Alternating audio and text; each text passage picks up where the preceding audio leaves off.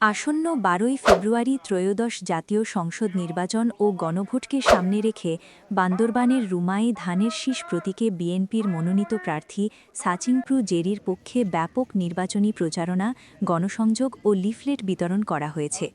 শনিবার ৭ ফেব্রুয়ারি রুমা উপজেলা বিএনপির আয়োজনে এই কর্মসূচি অনুষ্ঠিত হয়।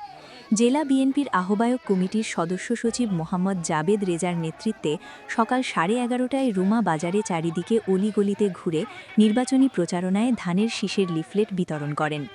প্রচারণাকালে জেলার বিএনপি নেতা লুসাইমং জসিমউদ্দিন তুষার, জেলার সদর উপজেলা বিএনপির আহ্বায়ক চনুমং মার্মা, জেলা বিএনপির মহিলা নেত্রী অ্যাডভোকেট উম্মা সিং মার্মা, আবিদুর রহমান, রুমা উপজেলা বিএনপির সাবেক সহসভাপতি থোয়াইচিংং মার্মা, মোহাম্মদ ইদ্রিস মিয়া, সাবেক সাংগঠনিক সম্পাদক লুপ্রু মার্মা, পিয়ানাঙক বম, রোয়াংছড়ি উপজেলার বিএনপি নেতা মাও সেতুং তঞ্চঙ্গা ও রুমার বিএনপি সাবেক সাংগঠনিক সম্পাদক ভান রৌপুই, মেমং মার্মা ও ছাত্রদলের সাবেক সাধারণ সম্পাদক পিপলু মার্মা।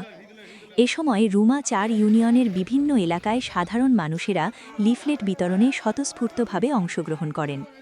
উপজেলা সদরের প্রধান প্রধান সড়কে প্রদক্ষিণ শেষে রুমা বাজার প্রাঙ্গণে এক গণসংযোগ ও পথসভা অনুষ্ঠিত হয়।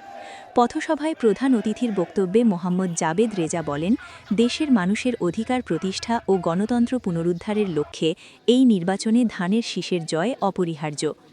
আগামী ১২ই ফেব্রুয়ারি সকলে স্বতঃস্ফূর্তভাবে ভোটকেন্দ্রে গিয়ে ধানের শীষ প্রতীকে আপনাদের মূল্যবান ভোট প্রদান করে সাচিংপ্রু জেরিকে বিজয়ী করতে সর্বস্তরের জনগণের প্রতি আহ্বান জানিয়েছেন জাবেদ রেজা। নির্বাচনী এই গণসংযোগকে কেন্দ্র করে স্থানীয় নেতাকর্মী ও সাধারণ ভোটারদের মাঝে ব্যাপক উৎসাহ উদ্দীপনা লক্ষ্য করা গেছে। এর আগে সকালে খক্ষুমঝিরি বাজারে ধানের শীষের প্রতীকে ভোট দেওয়ার আহ্বান জানিয়ে ভোটারদের লিফলেট বিতরণ করেন জেলার বিএনপি সদস্য সচিব জাবেদ রেজা, লুসাইমং ও চনুমংয়ের নেতৃত্বে বিএনপির নেতাকর্মীরা। এদিকে রুমা বাজারে পথসভার পরে মুনলাই পাড়ায় নির্বাচনী প্রচারণা ও গণসংযোগ পরিচালনা করা হয়। আমরা পৌঁছে দিতে চাই আমাদের প্রিয় নেতা জনাব তারেক রহমান ইতিমধ্যে উনি বার্তা দিয়েছে পাহাড়ের শান্তি রক্ষার জন্য, পাহাড়ের সংস্কৃতি তাদের অধিকার কিভাবে নিশ্চিত করা যায়।